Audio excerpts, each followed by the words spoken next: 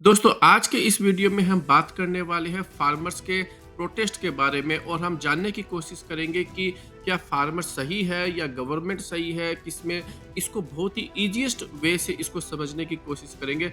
आइए थोड़ा सा डिटेल में डिस्कस करते हैं। दोस्तों आप सभी जानते हैं कि अभी भारत के अंदर फार्मर्स प्रोटेस्ट कर रहे हैं और खास करके पंजाब के किसान जो है वो इस पूरे मामले के अंदर एक बहुत बड़ा प्रोटेस्ट कर रहे हैं। और उनकी जो सबसे बड़ी डिमांड है, उनका जो सबसे बड़ा जो इश्यू है वो ये है कि सरकार से ये मांग कर रहे हैं कि उनको फसल का एक मिनिमम जो है मूल्य ज़रूर मिले। आइए इसके बारे में थोड़ा-सा समझने की कोशिश करते हैं कि क्या ये एक इम्पोर्टेंट चीज़ है? क्या गवर्नमेंट को इसको मानना चाहिए या नहीं मानना चाहिए?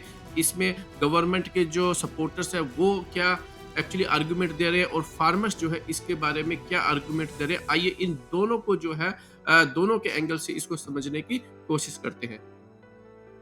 दोस्तों भारत के अंदर फार्मर्स प्रोटेस्ट 2020 में हुआ था और ये लगभग 1 साल तक चला था और 1 साल तक दिल्ली के अंदर किसानों ने पूरा एक तरीके से सारे हाईवेज को जो है जाम करके रखा था। लास्ट के अंदर सरकार जो है वो किसानों के सामने झुक गई और प्रधानमंत्री नरेंद्र मोदी जी टेलीविजन पर आकर कृषि कानून को वापस लेने की जो है ऐलान कर देते हैं और साथ में किसानों से जो है वो माफी भी मांगते हैं कि शायद जो है वो किसानों को इस पूरे मुद्दे पर नहीं समझा पाए। और कहीं न कहीं जो है गवर्नमेंट इनडायरेक्टली ये कह रही थी कि हम जो है एमएसआरपी की जो डिमांड है उसको मान लेते हैं। लेकिन अब जो है 2 साल से 3 साल के बाद में भी जो है इस एमएसआरपी कानून को जो है सरकार ने नहीं माना है और सरकार जो है इस कानून को पास करने के लिए फिर से जो है एक तरीके से तैयारी कर रही है। और इसी बात को लेकर जो किसान जो है वो सड़कों पर उतर रहे हैं और ख़ास करके पंजाब के किसान और वो सरकार के खिलाफ जो है ज़बरदस्त प्रोटेस्ट कर रहे हैं और उनकी ये मांग है कि हर फसल का जो है एक मिनिमम प्राइस जो है ज़रूर मिले। और अब समझने की कोशिश करते हैं इसको रियल एग्जांपल से कि क्यों किसानों को एक मिनिमम एमएसआरपी या मिनिमम मूल्य जो है फसल का बहुत ज़रूरी है। देखिए जो लोग सरकार को सपोर्ट कर रहे हैं, चाहे वो सरकार के मंत्री हो या फिर बीजेपी के जो सपोर्टर्स हैं, वो ये कहते हैं कि मार्केट जो है वो डिमांड और सप्लाई से चलना चाहिए, इसलिए एमएसआरपी को जो है निर्धारित नहीं करना चाहिए।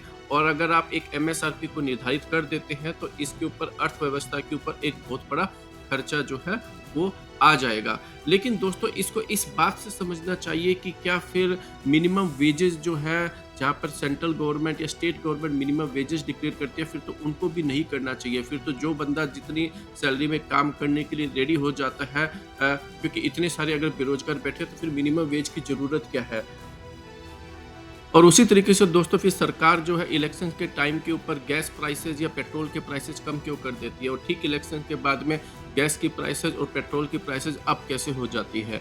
तो ये बात भी जो है फिर उन सपोर्टर्स को जो है इसके बारे में भी बोलना चाहिए। और दूसरी तरफ फिर 80 करोड़ लोगों को फ्री में राशन क्यों दिया जाए।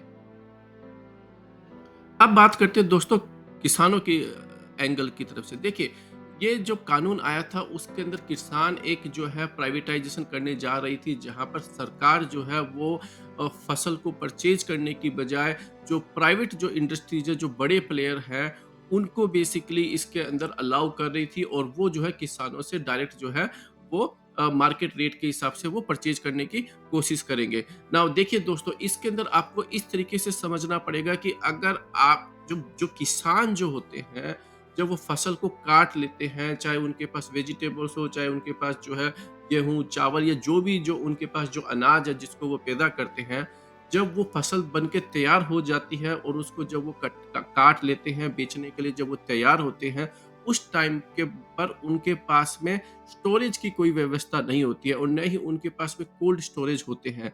तो बेसिकली एक किसान जो है उसके ऊपर फसल को बेचने का बहुत ही ज़्यादा प्रेशर होता है। आप एक बात सोचिए, आपके घर में फ्रिज है, आप फ्रिज क्यों रखते हैं? क्योंकि आपको पता है कि जो दूध आप सुबह लेकर आए हो, अगर आप उसको फ्रिज में नहीं रखोगे तो शाम तक वो दूध खराब हो जाएगा। अगर आप कोई वेजिटेबल लेके आए हो, जैसे आप मान लीजिए टमाटर लेकर आए हो, आप भिंडी लेकर आए हो या आप कोई दूसरी टाइप की वेजिटेबल्स लेके आए हो, दही लेकर आए हो, अगर आप उसको फ्रिज में नहीं रखोगे तो आपके 2 दिन के बाद में वो जो है आपके खराब हो जाएँगे। लेकिन अगर आप फ्रिज में रख लेते हो तो वो आप उसको 1 हफ्ते 2 हफ्ते तक आप उसको चलाकर रख सकते हो। तो ठीक इसी तरीके से दोस्तों इसको समझने की कोशिश कीजिए, जब एक किसान जो है वो जब फसल काट लेता है तो उसके पास में इतने सारी जो फसल होती है उसको स्टोरेज करने के लिए जगह नहीं होती है, और इस वजह से उसके ऊपर बेचने का दबाव होता है। तो जो बंदा, जो प्राइवेट इंडस्ट्री वाले जब उसको परचेज़ करने के लिए जाएँगे तो जो मैनेजर होगा, उनका मेन ऑब्जेक्टिव होता है इसके ऊपर पैसा कमाना। देखिए, अगर आप डिमांड सप्लाई के पास तरीके से जाओगे तो जो जो प्राइवेट कंपनी का जो मैनेजर होगा, उस वो अपना प्रॉफ़िट कमाने की सोचेगा। उसको पब्लिक से कोई मतलब नहीं है, उसको किसान से कोई मतलब नहीं है। तो जो उसको जब ये पता होगा कि ये जो किसान है, अगर ये मेरे से ज़्यादा प्राइस माँग रहा है, या मान लीजिए अगर आप अज़्यूम कीजिए वो कह रहा है कि मुझे ₹100 चाहिए और किसी भी चीज़ के ₹100 किलो मैं उसको बेचूँगा। और जो मैनेजर होता है वो अगर ये कहता है कि नहीं मैं ₹100 नहीं दूँगा, मैं तो तेरे को सिर्फ़ ₹50 दूँगा, और किसान अगर उसको नहीं बेचता है ₹50 में, तो उसको, उस मैनेजर को ये पता है कि आज नहीं तो कल ज़रूर बेचेगा, क्योंकि अगर ये नहीं बेचेगा तो इसकी फसल खराब हो जाएगी, तो इसको काफ़ी सारा नुकसान होएगा। तो उसके ऊपर बेचने के लिए जो टाइमिंग होती है किसान के पास में दोस्तों, वो बहुत कम होती है, और इसी का फ़ायदा जो है ये जो प्राइवेट इंडस्ट्रीज़ वाले हैं, अगर ये इसके अंदर आ गए तो वो जो है किसानों का बेसिकली शोषण कर सकते हैं और बहुत ही कम मूल्य के अंदर जो है फसलों को परचेज करेंगे।